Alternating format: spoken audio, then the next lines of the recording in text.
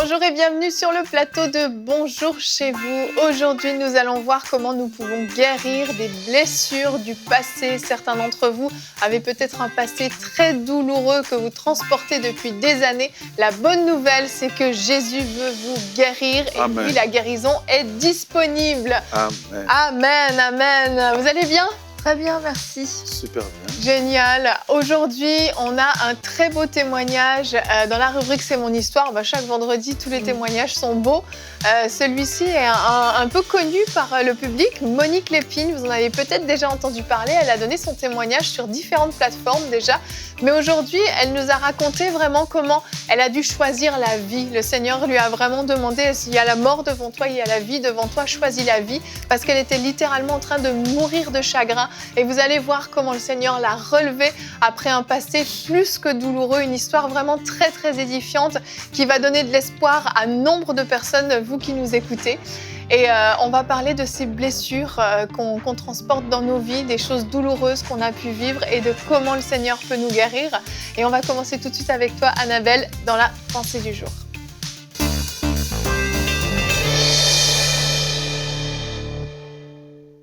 Lorsqu'on a vécu un passé douloureux et qu'on est encore marqué par ce passé, quelquefois c'est encore plus douloureux d'entendre des paroles d'encouragement, d'entendre dire « mais Jésus veut te guérir, Jésus veut te donner un avenir et une espérance ».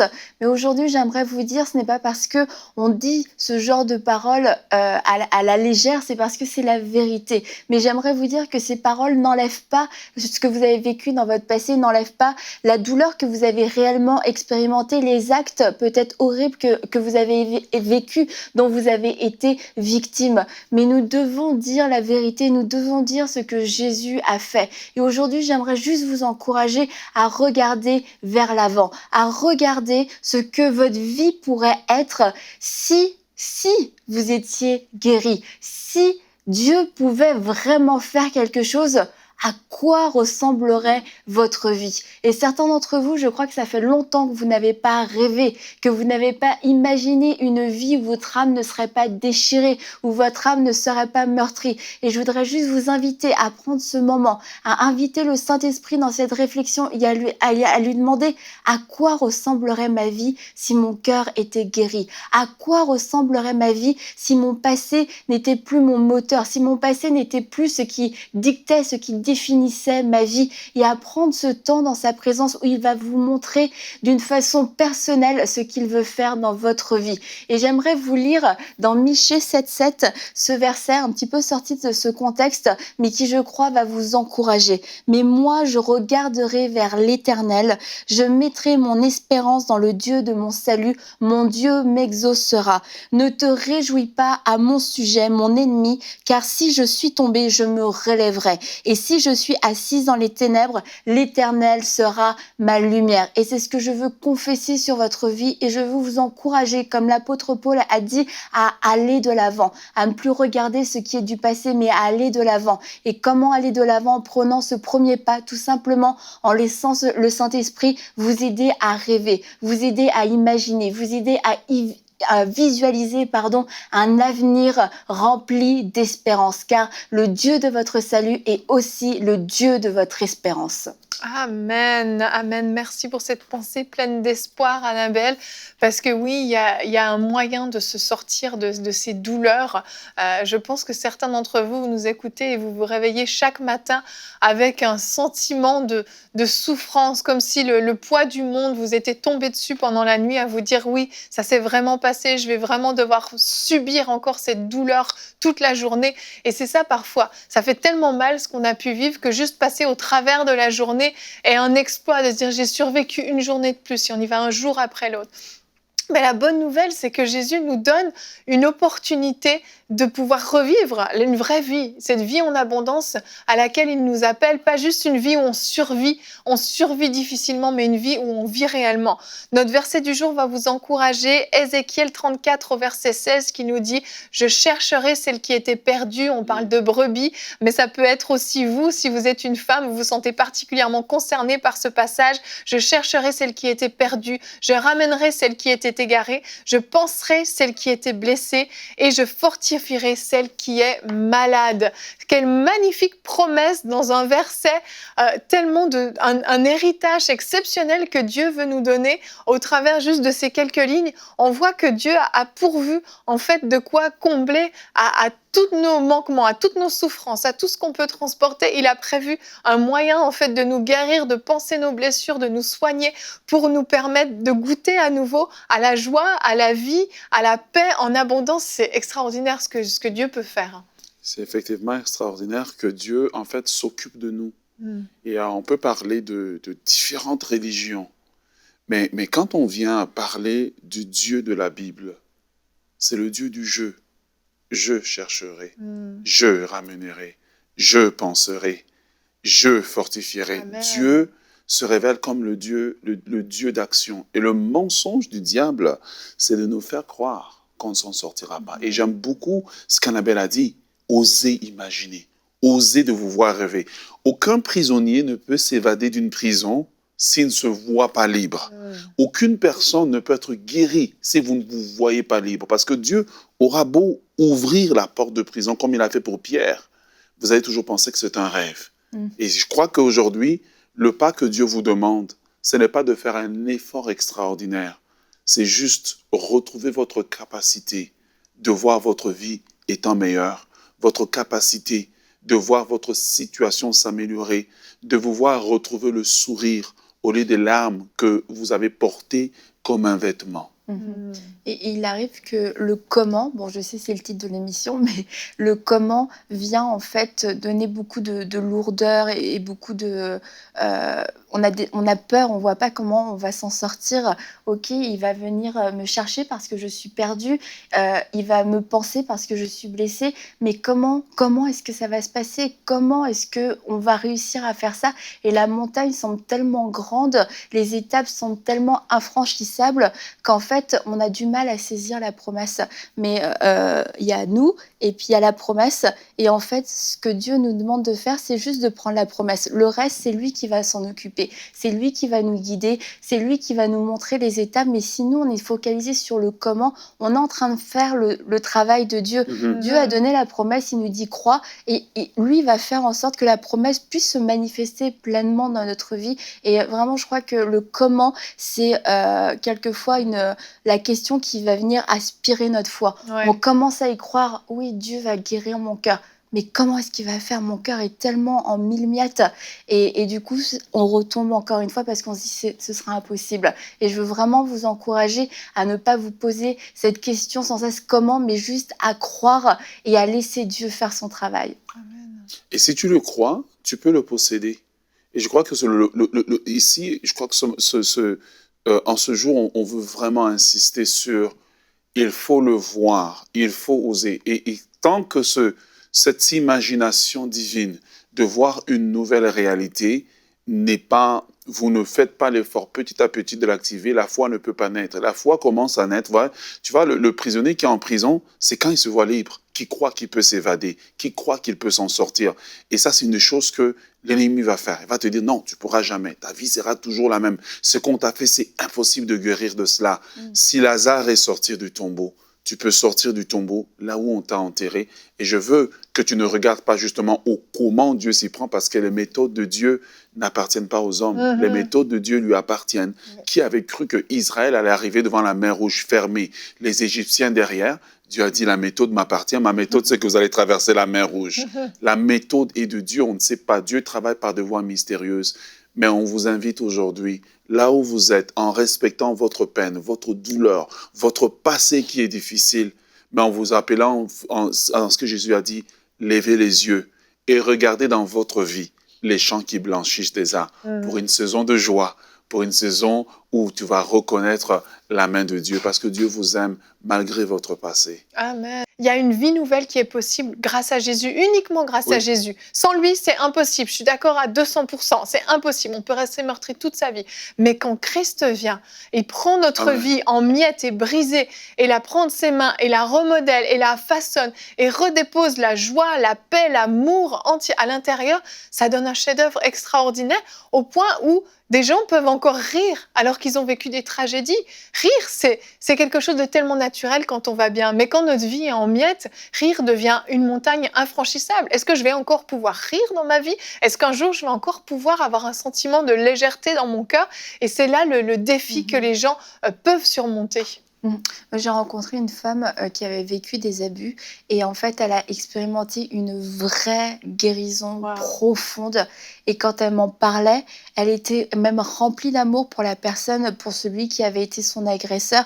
Elle était remplie d'amour, remplie de compassion. Mais je me dis, comment est-ce que c'est possible si ce n'est Jésus qui l'a touché cette femme? Et tu te dis, elle le disait avant d'être guérie, elle était une femme très amère, une femme très aigrie de la vie. Et elle a eu un avant et un après. Et aujourd'hui, elle n'a aucun regret d'avoir cru dans les promesses parce qu'elle se dit, ma vie est tellement différente, j'offre une vie différente aussi à mes enfants, je m'offre une vie différente, je m'offre un avenir différent, celui que Dieu m'a donné. Et aujourd'hui, elle est absolument pas aigrie, elle a conscience de ce qui s'est passé, elle n'a pas fait un déni, mais aujourd'hui, ces choses-là ne l'ont pas rendue amère. Au contraire, ces choses-là ont permis quelque part qu'elle expérimente une dose de l'amour de Dieu qui fait que c'est une des femmes que j'ai rencontrées qui avait le plus de compassion, le Wow. plus d'amour pour les gens. Donc, je vous invite à découvrir tout de suite le témoignage de Monique Lépine dans la rubrique C'est mon histoire.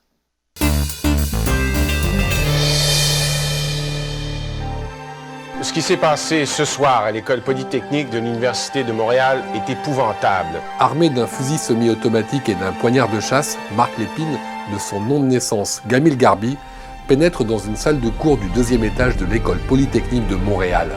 Bilan, 14 femmes tuées. J'ai ouvert le téléviseur et j'ai appris cette nouvelle, comme tous les Québécois, qu'il avait abattu ces 14 jeunes femmes et qu'il s'était enlevé la vie. Le mercredi, j'allais à une réunion de prière. J'étais déjà chrétienne depuis au moins 8 ans. Je me rappelle très bien être entrée et avoir demandé que l'on prie pour la maman de ce jeune garçon, sans savoir que je demandais la prière pour moi-même. En un instant, ma vie a basculé complètement. Au début, la haine, la colère, le fait que tu as donné toute ta vie pour élever cet enfant-là, et la seule récompense que tu as quand il a 25 ans, au moment où il devrait commencer sa vie, c'est de tuer 14 personnes. C'est désarmant. Je pense qu'il n'y a pas de souffrance plus grande que d'être la mère d'un criminel. Aucun homme, aucune personne humaine ne peut comprendre ce que je vis. Alors je suis allée dans les bras de mon Créateur. Et voilà que j'entends cette voix qui me dit « Qui fait battre ton cœur? » J'ai dit « C'est toi, Seigneur. » Et on se retrouve pour la rubrique C'est mon histoire. Aujourd'hui, j'ai le grand plaisir et l'honneur d'avoir avec moi Monique Lépine. Bonjour Monique. Bonjour Evelyne. Est-ce que vous allez bien? Ça va très très bien, merci. Voilà, je suis très heureuse de vous recevoir. On a découvert juste avant un petit bout de votre histoire, histoire vraiment qui a été très très compliquée, très très difficile. On le sait qu'il y a eu un passé vraiment très très lourd, que ce soit au niveau de votre fils, mais également quelques années plus tard, votre fille également qui s'est donné la mort.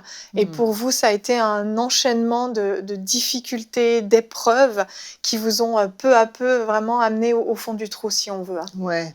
Bien que ça fasse quand même 40 ans que je suis chrétienne, toutes ces choses sont arrivées au moment où je connaissais le Seigneur. Disons que j'ai été assez éprouvée dans ma vie, étant mère monoparentale, seul soutien de famille, 2 enfants. Et c'était dans des périodes plus difficiles qu'on a aujourd'hui parce qu'on n'avait pas les services sociaux et ainsi de suite.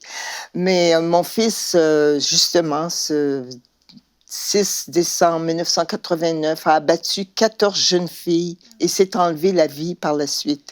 Et j'étais la première consternée, je n'arrivais pas à y croire parce que j'ai pas élevé mon enfant pour en faire un tueur, évidemment. Hein. Bien sûr. Et ma fille ne portait pas tout à fait le même nom que son frère parce que son frère avait changé son nom et son prénom à l'âge de 14 ans.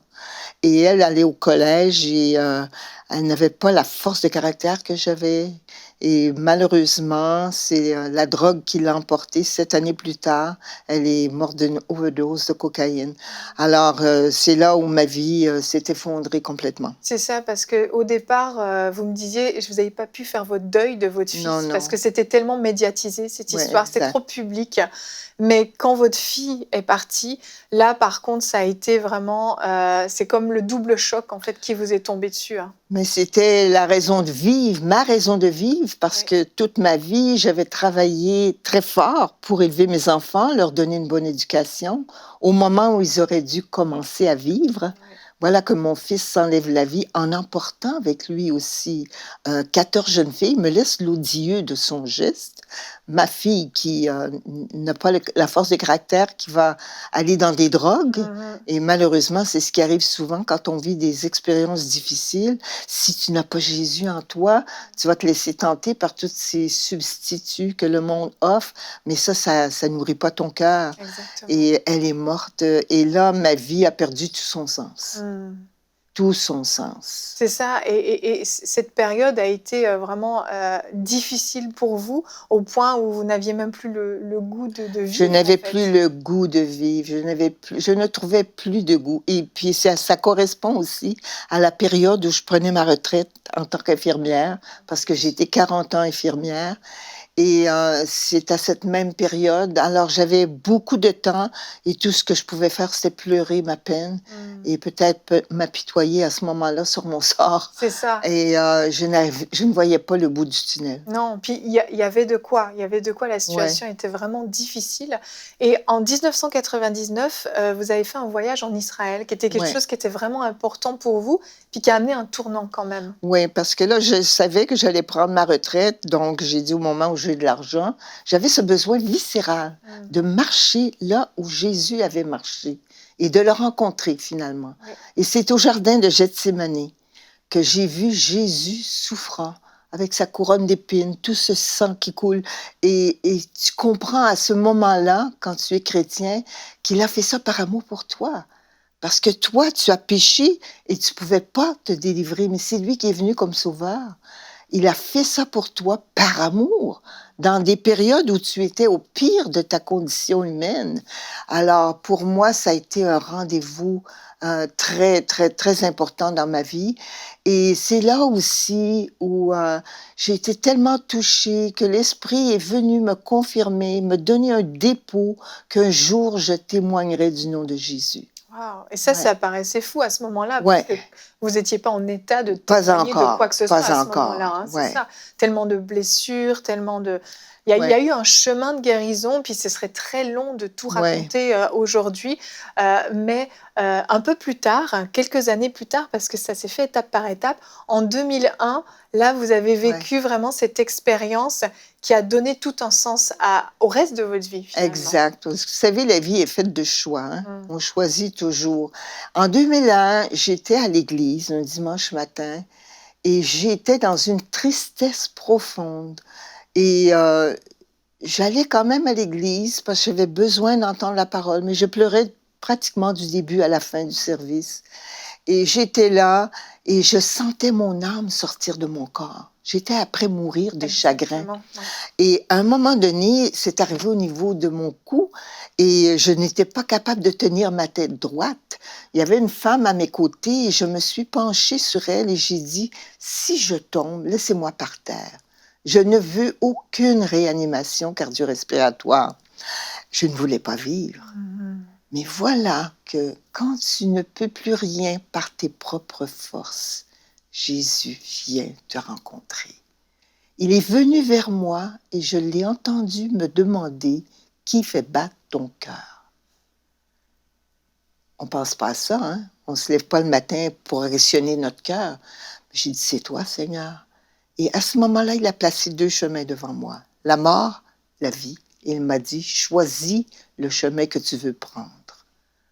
Alors, c'est sûr, si je suis devant vous, vous savez que j'ai choisi la vie, mais j'ai choisi la vie dans un but bien précis, d'aider les femmes, ou les hommes aussi maintenant, qui, comme moi, souffrent en silence à cause d'un geste odieux, à cause de la honte, de la culpabilité, à cause de la colère, de la peur. Parce que toutes ces choses-là, les choses criminelles, ça te laisse des empreintes très, très, très négatives. Et puis j'ai dit, Seigneur, si tu veux que je vive, ben, c'est toi qui vas me relever.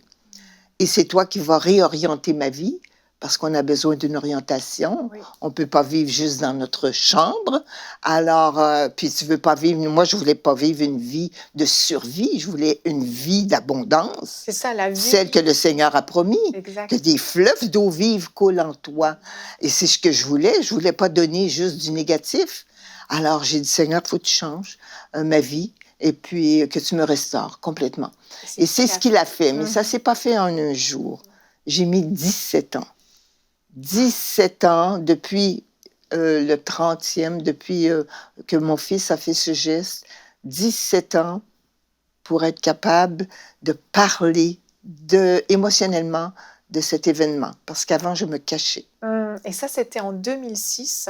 En 2006, oui, parce que là, ça faisait 17 ans. Et vous voyez, je ne disais pas mon nom complètement. On me demandait comment tu t'appelles, je m'appelle Monique, ou je m'appelle Madame Lépine, ou des fois même j'utilisais le nom de ma mère pour passer incognito. Je ne voulais pas qu'on me reconnaisse, j'étais encore sur le marché du travail.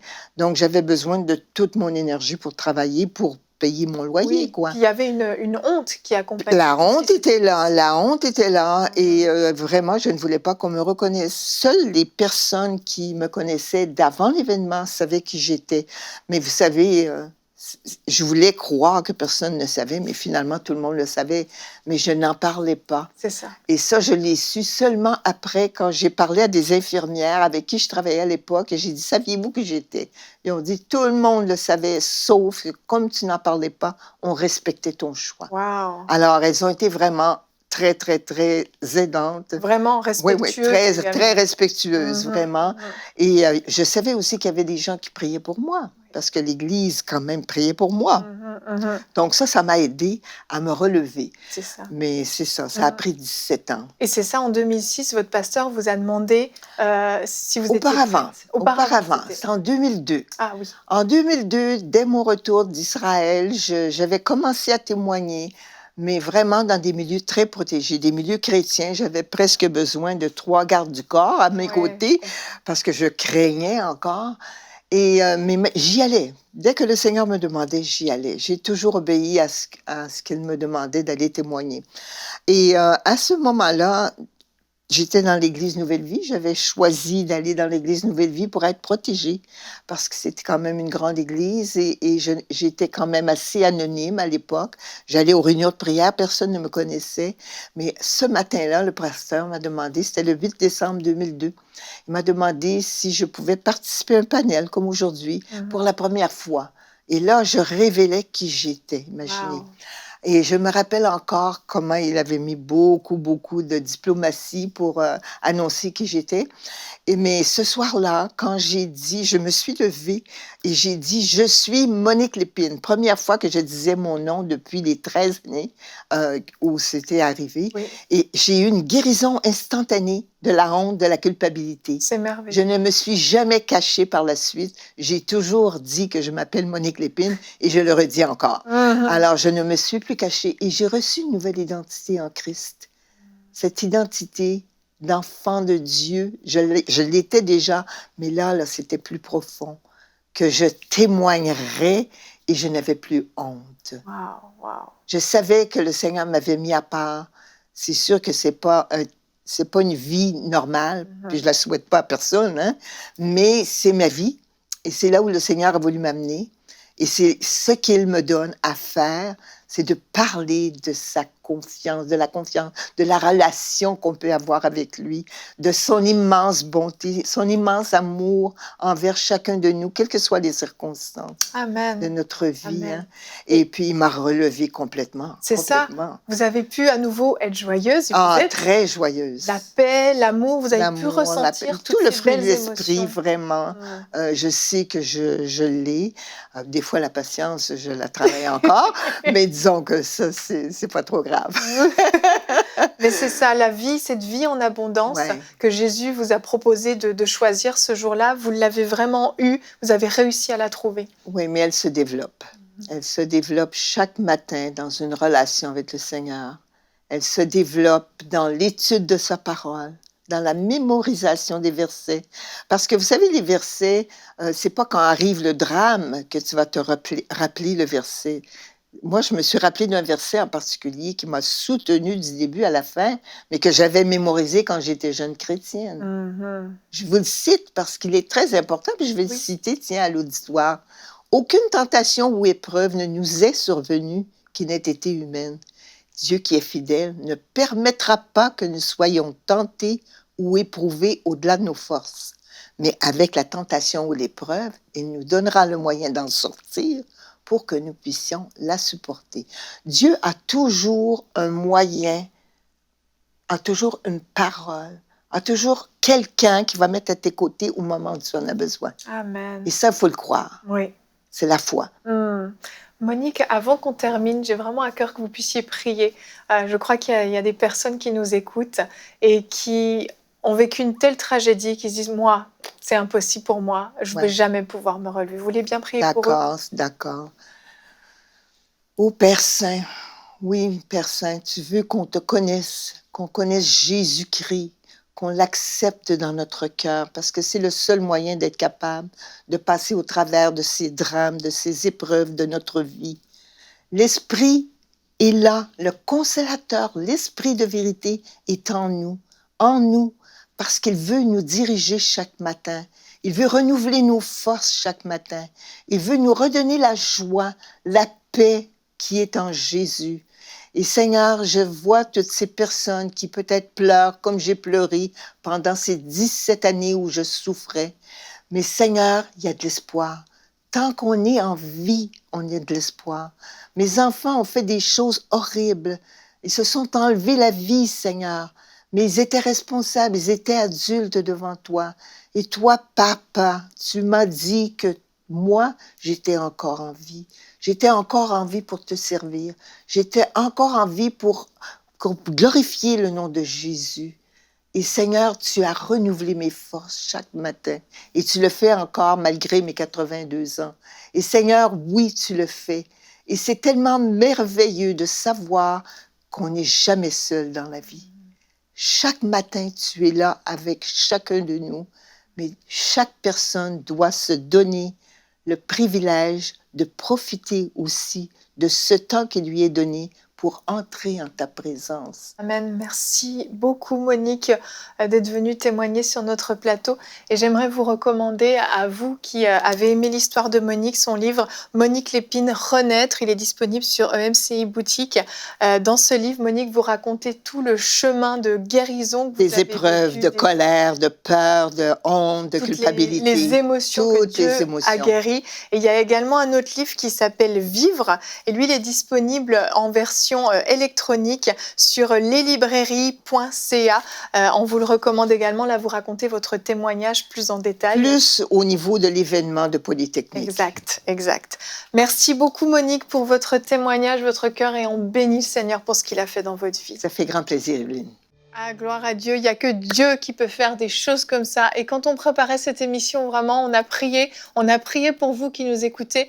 Et je voulais juste libérer cette parole. J'ai vraiment eu à cœur, vous êtes une femme, vous nous écoutez, vous avez perdu votre fils et vous avez le cœur vraiment meurtri. Le Seigneur veut vous permettre d'expérimenter encore la joie et la paix. Et saisissez vraiment cette parole pour vous si vous êtes concernés par cette parole.